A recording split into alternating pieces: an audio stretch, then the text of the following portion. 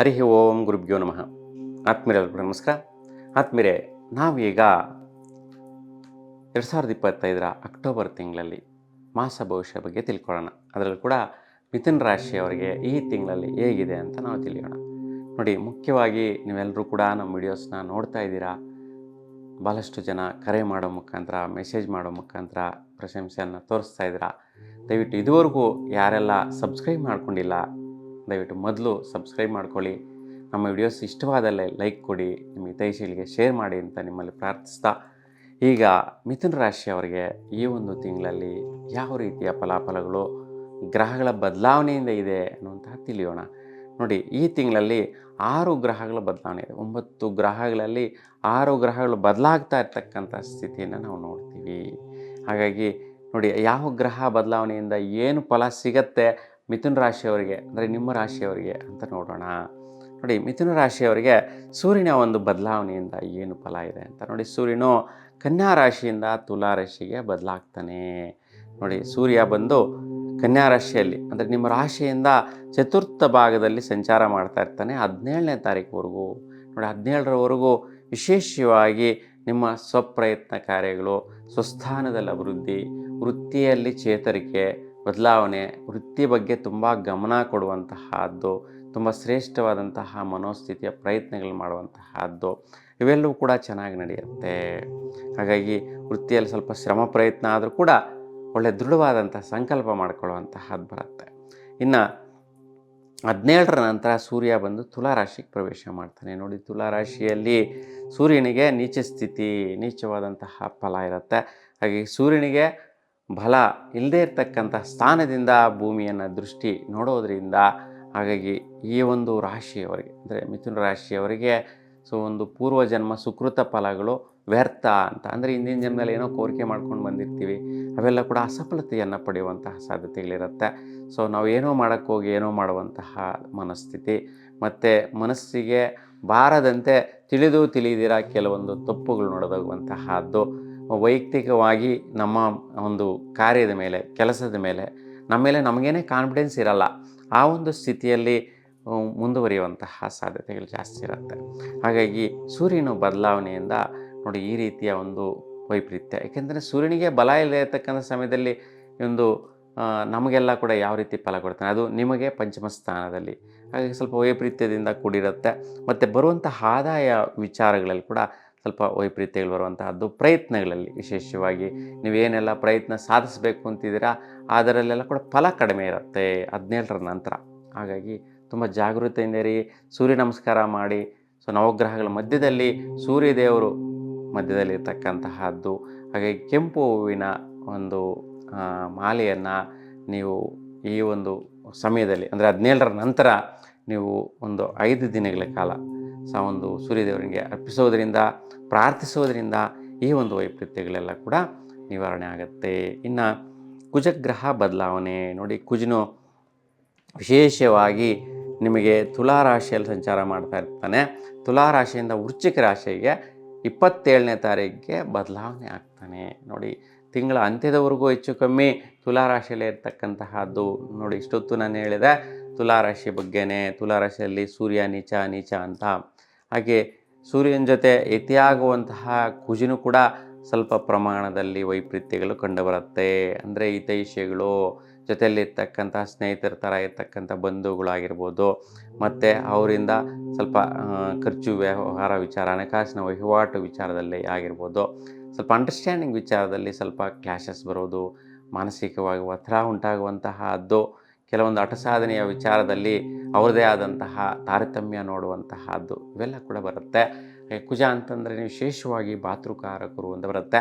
ಹಾಗೆ ಅಣ್ಣ ತಮ್ಮಂದರ ವಿಚಾರದಲ್ಲೂ ಕೂಡ ಸ್ವಲ್ಪ ಶತ್ರು ಭಾವನೆ, ಶತ್ರುತ್ವ, ವೈರಾಗ್ಯ, ವೈಷಮ್ಯ, ಮತ್ತು ಕೆಲವೊಂದು ವ್ಯವಹಾರಗಳಲ್ಲಿ ತದ್ವಿರೋಧಗಳಾಗುವಂಥದ್ದು, ಖರ್ಚುಗಳಾಗುವಂತಹದ್ದು, ಇವೆಲ್ಲ ಕೂಡ ನಡೆಯುವಂತಹದ್ದಿರುತ್ತೆ. ಇನ್ನು ಕುಜನ ಬದಲಾವಣೆ ನೋಡಿ, ಅದೇ 27ನೇ ತಾರೀಕಿಗೆ ವೃಶ್ಚಿಕ ರಾಶಿಗೆ ಹೋಗುವಂತಹದ್ದು. ಇನ್ನು 3 ದಿನಗಳ ಕಾಲ ನಾವು ವೃಶ್ಚಿಕ ರಾಶಿಯಲ್ಲಿ ಏನು ಫಲ ಕೊಡ್ತಾನೆ ಅಂತಂದರೆ, ಇದುವರೆಗೂ ಹೇಳಿರ್ತಕ್ಕಂಥ ಫಲಗಳು ಮುಂದುವರಿಯುವಂತಹದ್ದು. ಅದಕ್ಕೆ ಕುಜನು ಕೂಡ ಇಲ್ಲಿ ಫಲ ಸಮರ್ಪಕವಾಗಿ ಕೊಡುವಂತಹ ಸ್ಥಿತಿಯಲ್ಲಿರೋದಿಲ್ಲ. ಅದಕ್ಕೆ ಸುಬ್ರಹ್ಮಣ್ಯ ಸ್ವಾಮಿಯನ್ನು ಪ್ರಾರ್ಥನೆ ಮಾಡಿಕೊಳ್ಳಿ. ಅನುಕೂಲ ಆದರೆ ಪುಣ್ಯ ಸ್ಥಳದಲ್ಲಿ ಸುಬ್ರಹ್ಮಣ್ಯ ಸ್ವಾಮಿಯ ದರ್ಶನ ಮಾಡಿ ಶುಭವಾದಂಥ ಫಲ ನೀವು ಪಡಿಬೋದಾಗಿರುತ್ತೆ. ಇನ್ನು ಬುಧಗ್ರಹ ಬದಲಾವಣೆ ನೋಡಿ, 2ನೇ ತಾರೀಕಿಗೆ ಬುಧನು ಬದಲಾಗ್ತಾ ಇದ್ದಾನೆ ಪ್ರಾರಂಭದಲ್ಲಿ. ಅಂದರೆ ಕನ್ಯಾ ರಾಶಿಯಲ್ಲಿ ಸಂಚಾರ 2ನೇ ತಾರೀಕುವರೆಗೂ ಒಂದೆರಡೇ ದಿನಗಳ ಕಾಲ ನೋಡಿ. ಎರಡನೇ ದಿನಗಳು ಅಂತಂದರೆ ಇದಕ್ಕವರೆಗೂ ಸೆಪ್ಟೆಂಬರೆಲ್ಲ ಕೂಡ ಇರ್ತಾನೆ ಕನ್ಯಾ ರಾಶಿಯಲ್ಲಿ, ಶುಭ ಫಲ ಕೊಟ್ಟಿರ್ತಾನೆ. ಆ ಒಂದು ಶುಭದಾಯಕವಾದ ಫಲ 2ನೇ ತಾರೀಕುವರೆಗೂ ಎಕ್ಸ್ಟೆಂಡ್ ಆಗಿರುತ್ತೆ. ಅಂದರೆ ಅಲ್ಲಿ ಬದಲಾವಣೆ ಆಗಿಬಿಡ್ತಾನೆ. ಹಾಗಾಗಿ 2ರವರೆಗೂ ಕನ್ಯಾ ರಾಶಿಯಲ್ಲಿ ಉಚ್ಚ ಸ್ಥಾನದಲ್ಲಿರ್ತಕ್ಕಂಥ ಬುಧನ ಫಲ ವಿಶೇಷವಾಗಿ ಕೆಲವೊಂದು ವಹಿವಾಟುಗಳ ಬಗ್ಗೆ ಒಳ್ಳೆಯ ಆಲೋಚನೆ, ಬುದ್ಧಿಶಕ್ತಿ, ಮನೋಸ್ಥಿತಿ ಬದಲಾವಣೆಗಳು ತರುವಂಥದ್ದು, ವೃತ್ತಿಯಲ್ಲಿ ಒಳ್ಳೆಯ ರೀತಿ ಸ್ಥಿರತ್ವ ಕೊಡುವಂತಹದ್ದಿರುತ್ತೆ. 2ರ ನಂತರ ಬದಲಾಗ್ತಾ ಇದ್ದಾನೆ ಈ ಒಂದು ಬುಧಗ್ರಹ. ಹಾಗಾಗಿ ತುಲಾರಾಶಿಗೆ ಹೋಗ್ತಾನೆ. ತುಲಾರಾಶಿಯಲ್ಲಿ ಈ ಬುಧನ ಸಂಚಾರದಿಂದ ಸ್ವಲ್ಪ ಇಲ್ಲಿ ಸೂರ್ಯನ ಜೊತೆ ಕುಜನ ಜೊತೆ ಆಗ್ತಾ ಇರ್ತಕ್ಕಂತಹದ್ದು ಬುಧ. ಹಾಗಾಗಿ ಅಲ್ಲಿ ಸೂರ್ಯನ ನೀಚ ಫಲ ಉಂಟಾಗುವಂತಹದ್ದು. ಹಾಗಾಗಿ ನೀಚ ಫಲದಾಯಕವಾದಂಥ ಗ್ರಹಗಳಿದ್ದಾಗ ಬುಧನು ಕೂಡ ಪಾಪಗ್ರಹ ಆಗಿಬಿಡ್ತಾನೆ. ಹಾಗಾಗಿ ಪಾಪ ಫಲಿತಾಂಶಗಳು ಉಂಟಾಗುವಂಥ ಸಾಧ್ಯತೆ ಇರುತ್ತೆ. ಬರುವ ಆದಾಯಗಳೆಲ್ಲವೂ ಕೂಡ ಸ್ಲೋ ಆಗುವಂತಹದ್ದು, ನಿಧಾನ ಆಗುವಂತಹದ್ದು, ತಡೆಯುವಂತಹದ್ದಾಗಿರುತ್ತೆ. ವೈಯಕ್ತಿಕವಾದಂತಹ ಬುದ್ಧಿ ಚಾತುರ್ಯವು ಕೂಡ ಸ್ವಲ್ಪ ಅಸಮರ್ಪಕವಾಗಿ ಅಸಮಂಜಸವಾದಂತಹ ಬುದ್ಧಿಶಕ್ತಿಗಳು ಉಂಟಾಗುವಂತಹದ್ದು, ಮನೋಸ್ಥಿತಿಗಳು ಬದಲಾಗುವಂತಹದ್ದು ಆಗ್ತಾ ಇರುತ್ತೆ. ಹಾಗಾಗಿ ಬುಧಗ್ರಹದ ಕೂಡ ಪರಿಹಾರ ಮಾಡಿಕೊಳ್ಳೋದು ತುಂಬ ಉತ್ತಮವಾಗಿರುತ್ತೆ. ನಿಮ್ಮ ಮನೆಯ ಈಶಾನ್ಯ ಭಾಗದಲ್ಲಿ ನೀವು ಮುಖ್ಯವಾಗಿ ಒಂದು ಹೆಸರು ಕಾಳು ಒಂದು ತಟ್ಟೆಯಲ್ಲಿಟ್ಕೊಂಡು ಅದರ ಮೇಲೆ ತುಪ್ಪದ ದೀಪವನ್ನು 5 ದಿನಗಳ ಕಾಲ ಬೆಳಗಿಸಿದ್ರೆ ನಿಮಗೆ ವಿಶೇಷವಾಗಿ ಬುಧಾದಿತ್ಯ ಫಲಗಳು ಸಿಗುತ್ತೆ. ಅಂದರೆ ಒಳ್ಳೆಯ ರೀತಿ ಯೋಗಗಳಿಗೆ ಕನ್ವರ್ಷನ್ ಆಗುತ್ತೆ. ಹಾಗಾಗಿ ಬುಧನ ಫಲ ನೀವು ಸ್ವಯಂಕೃತವಾಗಿ ಪರಿಹಾರದಿಂದನೇ ಪಡೆಯಬೇಕಾಗಿರುತ್ತೆ. ಇನ್ನು ಗುರುಗ್ರಹ ಬದಲಾವಣೆ ನೋಡಿ, ಗುರುಗ್ರಹ ನಿಮ್ಮ ಸ್ವಸ್ಥಾನದಲ್ಲಿ ರಾಶಿಯಲ್ಲಿ ಸ್ವಲ್ಪ ಸ್ಥಿರತ್ವ, ದೃಢತ್ವ ಬಂತು. ಆದರೂ ಈಗ ನಿಮಗೆ ದ್ವಿತೀಯ ಸ್ಥಾನಕ್ಕೆ ಹೋಗ್ತಾ ಇದ್ದಾನೆ. ಗುರು ಬಂದು 18ನೇ ತಾರೀಕಿಗೆ ನಿಮ್ಮ ರಾಶಿಯಿಂದ ಮುಂದಿನ ರಾಶಿ ಕಟಕ ರಾಶಿಗೆ ಪ್ರವೇಶ ಆಗೋದರಿಂದ ಗುರು ಉಚ್ಚ ಸ್ಥಾನಕ್ಕೆ ಹೋಗ್ತಾ ಇದ್ದಾನೆ. ಶ್ರೇಷ್ಠ ಫಲ, ಉಚ್ಚ ಫಲ ಸಿಗುತ್ತೆ. ಅಭಿವೃದ್ಧಿದಾಯಕವಾಗಿ ಸ್ವಲ್ಪ ಹಣಕಾಸಿನ ವ್ಯವಹಾರಗಳು ಬರಬೇಕಾಗಿರೋ ಸ್ಯಾಲ್ರಿ ಆಗಿರ್ಬೋದು, ಮತ್ತು ಯಾವುದೋ ಒಂದು ಸೆಟ್ಲ್ಮೆಂಟ್ ಆಗಿರ್ಬೋದು, ಇವೆಲ್ಲವೂ ಕೂಡ 18ರ ನಂತರ ಕೆಲವೊಂದೆಲ್ಲ ಬಂದುಬಿಡುವಂತಹ ಸಾಧ್ಯತೆಗಳಿರುತ್ತೆ. ಹಣಕಾಸನ್ನು ನೋಡುವಂತಹ ಪ್ರಯತ್ನಗಳಾಗತ್ತೆ.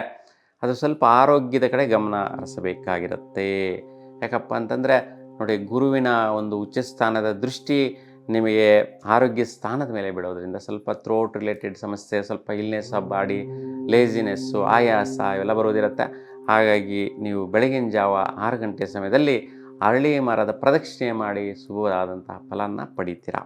ಇನ್ನು ಶುಕ್ರಗ್ರಹ ನೋಡಿ, ಶುಕ್ರನು ನಿಮಗೆ ಈ ಒಂದು ತಿಂಗಳಲ್ಲಿ 2 ಮನೆಗಳಿಗೆ ಸಂಚಾರ ಮಾಡ್ತಾ ಇರ್ತಾನೆ. 9ನೇ ತಾರೀಕಿಗೆ ಸಿಂಹರಾಶಿಯಿಂದ ಕನ್ಯಾ ರಾಶಿಗೆ ಪ್ರವೇಶ ನೋಡಿ. ಸಿಂಹರಾಶಿಯಲ್ಲಿ ಶತ್ರುಸ್ಥಾನದಲ್ಲಿರ್ತಕ್ಕಂತಹ ಶುಕ್ರ ಕೇತು ಜೊತೆ ಇತಿಯಾಗಿರ್ತಕ್ಕಂಥದ್ದು ರಾಹು ದೃಷ್ಟಿ ಬೇರೆ ಇದೆ. ಹಾಗಾಗಿ ನಿಮ್ಮ ಪ್ರಯತ್ನಗಳೆಲ್ಲವೂ ಕೂಡ ರಿವರ್ಸ್ ಆಗಿ ನಡೀತಾ ಇರುತ್ತೆ.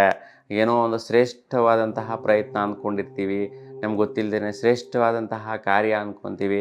ಆದರೆ ನಮಗೆ ಎಡವಟ್ಟುಗಳಾಗುವಂತಹದ್ದು, ವಿಶೇಷವಾಗಿ ಪ್ರಯತ್ನಗಳ ವಿಚಾರದಲ್ಲಾಗಿರ್ಬೋದು, ಭಾತೃಸ್ಥಾನದಲ್ಲಿ ಅಣ್ಣ ತಮ್ಮಂದರು ಅಕ್ಕ ತಂಗಿಯರ ಮಧ್ಯೆ ವ್ಯವಹಾರಿಕವಾಗಿ ಆಗಿರ್ಬೋದು, ಸೆಟ್ಲ್ಮೆಂಟ್ಗಳ ವಿಚಾರ ಆಗಿರ್ಬೋದು, ಈ ವಿಚಾರದಲ್ಲಿ ಸ್ವಲ್ಪ ಶ್ರೇಷ್ಠ ಫಲ ಅಂತ ಹೋಗ್ತೀವಿ, ಆದರೆ ಅದು ದುಷ್ಫಲಗಳು ಉಂಟಾಗುವಂಥ ಸ್ಥಿತಿಗಳು ಕೂಡ ಎಡವು ಮಾಡುವಂತಹದ್ದಿರುತ್ತೆ ನೋಡಿ. ಶುಕ್ರ ಶುಭಗ್ರಹನೇ, ಆದರೆ ಶತ್ರು ಸ್ಥಾನದಲ್ಲಿ ಸಂಚಾರ ಆಗುತ್ತಾ ಇರ್ತಕ್ಕಂತಹದ್ದು, ಅದು ಶತ್ರು ನಕ್ಷತ್ರದಲ್ಲಿ ಸಂಚಾರ ಮಾಡ್ತಾ ಇರ್ತಕ್ಕಂತಹದ್ದು, ತದ್ವಿರುದ್ಧವಾದಂತಹ ಪ್ರತಿಫಲಗಳು ಉಂಟಾಗುತ್ತೆ ಪ್ರಯತ್ನ ಕಾರ್ಯದಲ್ಲಿ, ಭಾತೃಸ್ಥಾನದ ಕಾರ್ಯಗಳಲ್ಲಾಗಿರುತ್ತೆ. ಹಾಗಾಗಿ ವಿಶೇಷವಾಗಿ ಈ ವಿಚಾರದಲ್ಲಿ ಕೂಡ ತುಂಬ ಗಮನ ಹರಿಸಿ. 9ರ ನಂತರ ಶುಕ್ರ ಕನ್ಯಾ ರಾಶಿಗೆ ಪ್ರವೇಶ ಮಾಡಿಬಿಡ್ತಾನೆ. ಹಾಗಾಗಿ ಶುಕ್ರ ಇಲ್ಲಿ ಕನ್ಯಾ ರಾಶಿಯಲ್ಲಿ ನೀಚ ಸ್ಥಿತಿ ಸಂಚಾರ. ಹಾಗಾಗಿ 9ರ ನಂತರ ಕೂಡ ಈ ಒಂದು ಸೂರ್ಯನ ನಕ್ಷತ್ರದಲ್ಲಿ ಮತ್ತು ಚಂದ್ರ ನಕ್ಷತ್ರ, ಕುಜನ ನಕ್ಷತ್ರಗಳಲ್ಲಿ ಸಂಚಾರ ಮಾಡುವಂತಹ ಶುಕ್ರನು ಇಲ್ಲಿ ನೀಚವಾದಂತಹ ಫಲ, ನೀಚ ಸ್ಥಿತಿಯ ಫಲ ಉಂಟಾಗುತ್ತೆ.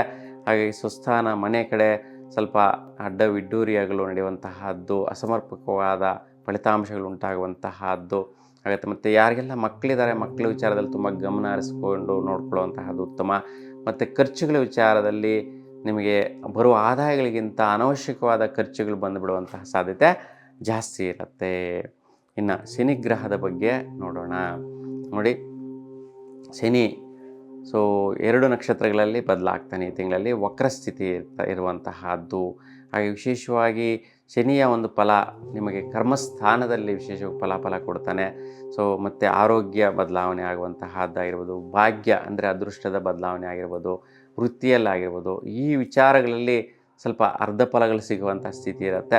ಆದರೆ ಶನಿ ವಕ್ರಸ್ಥಿತಿಯಲ್ಲಿ ಸಂಚಾರ ಮಾಡಿದ್ರೂ ಸಹ ಸಂಚಾರ ಮಾಡ್ತಾ ಇರ್ತಕ್ಕಂತಹ ನಕ್ಷತ್ರಗಳು ಪೂರ್ವಭದ್ರ ಮತ್ತು ಉತ್ತರಾಭದ್ರ ನಕ್ಷತ್ರ ಆಗಿರೋದ್ರಿಂದ, ಗುರು ನಕ್ಷತ್ರ ಶನಿ ನಕ್ಷತ್ರಗಳಾಗಿರೋದ್ರಿಂದ ಆ ವಕ್ರಸ್ಥಿತಿ ಆದರೂ ಕೂಡ ಅಷ್ಟರ ಮಟ್ಟಿಗೆ ವೈಪರೀತ್ಯಗಳು ವ್ಯತ್ಯಯಗಳು ಕಂಡುಬರೋದಿಲ್ಲ.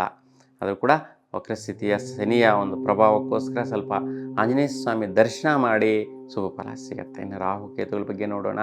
ನೋಡಿ, ರಾಹು ಕೇತುಗಳು ಅಂತಂದ್ರೆ ಎಲ್ರಿಗೂ ಕೂಡ ಏನೋ ಒಂದು ಭಯ ಭೀತಿ ಎಲ್ರಿಗೂ ಬರುವಂತಹದ್ದೇ ಆಗಿರುತ್ತೆ.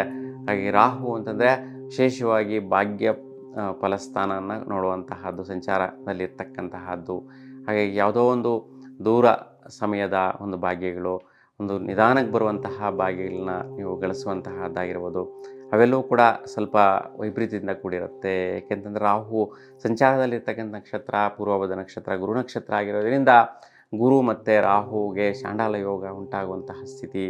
ಹಾಗಾಗಿ ಬಹುಮುಖ್ಯವಾಗಿ ಶಕ್ತಿಮಾತಾ ದರ್ಶನ ಮಾಡಿ, ನೀವು ದರ್ಶನ ಮಾಡೋದರಿಂದ ರಾಹು ಕಾಲದಲ್ಲಿ ವಿಶೇಷವಾದಂಥ ಪೂಜಾ ಕಾರ್ಯ ಮಾಡಿಸೋದ್ರಿಂದ ನಿಮಗೆ ಬರುವಂತಹ ಭಾಗ್ಯಗಳು ಯೋಗಗಳು ಬೇಗ ಬರುವಂತಹದ್ದು, ಶೀಘ್ರವಾಗಿ ಸಫಲತೆಯಿಂದ ಸಿಗುವಂತಹದ್ದಾಗತ್ತೆ.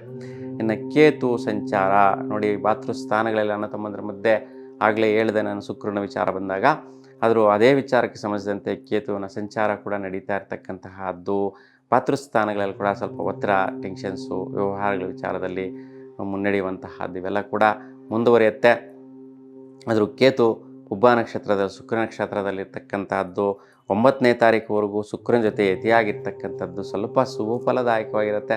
ಅದಕ್ಕೆ ಸ್ವಲ್ಪ ಶ್ರಮದಾಯಕದಿಂದ ನೀವೇನಾದರೂ ಪ್ರಯತ್ನಗಳು ಮಾಡಿದರೆ, ವ್ಯವಹಾರಗಳನ್ನು ಮುಂದುವರಿಸಿದರೆ ಕೆಲವೊಂದೆಲ್ಲ ಸೆಟ್ಲ್ಮೆಂಟ್ಗಳಾಗುವಂಥ ಸ್ಥಿತಿಯಲ್ಲಿ ಸ್ವಲ್ಪ ಸಕ್ಸಸ್ ರೇಟ್ ಸಿಗುತ್ತೆ. ಆದರೂ ಸಹ ಮಹಾಗಣಪತಿಯನ್ನು ದರ್ಶನ ಮಾಡಿ 21 ಗರಿಕೆಯ ಒಳ್ಳು ಕೊಡೋದ್ರಿಂದ ನಿಮಗೆ ಈ ವಿಷಯದಲ್ಲಿ ಶುಭ ಫಲ ನೋಡುವಂತಹದ್ದಿರುತ್ತೆ. ಹಾಗೆ ಈ ತಿಂಗಳೆಲ್ಲ ಕೂಡ ನಿಮಗೆ ಬಹಳಷ್ಟು ಪ್ರಮಾಣದಲ್ಲಿ ಒಂದು 45ರಷ್ಟು ಪ್ರಮಾಣ ಉತ್ತಮವಾಗಿದೆ. ಇನ್ನು 55ರಷ್ಟು ಪ್ರತಿಫಲಗಳು ವೈಪರೀತ್ಯದಿಂದ ಇರ್ತಕ್ಕಂತಹದ್ದು. ಹಾಗಾಗಿ ನೀವು ಸ್ವಲ್ಪ ಪರಿಹಾರಗಳನ್ನು ಮಾಡಿಕೊಳ್ಳಿ, ಶುಭ ಫಲವನ್ನು ಪಡಿತೀರಾ. ನಿಮಗೆ ನಿಮ್ಮ ಇಷ್ಟದೇವರ ಅನುಗ್ರಹ ಸದಾಕಾಲ ನಿಮ್ಮ ಮೇಲೆ ಇರಲಿ ಅಂತ ಭಗವಂತನಲ್ಲಿ ಪ್ರಾರ್ಥಿಸ್ತಾ ಎಲ್ರಿಗೂ ಕೂಡ ಶುಭವಾಗಲಿ. ನಮಸ್ಕಾರ.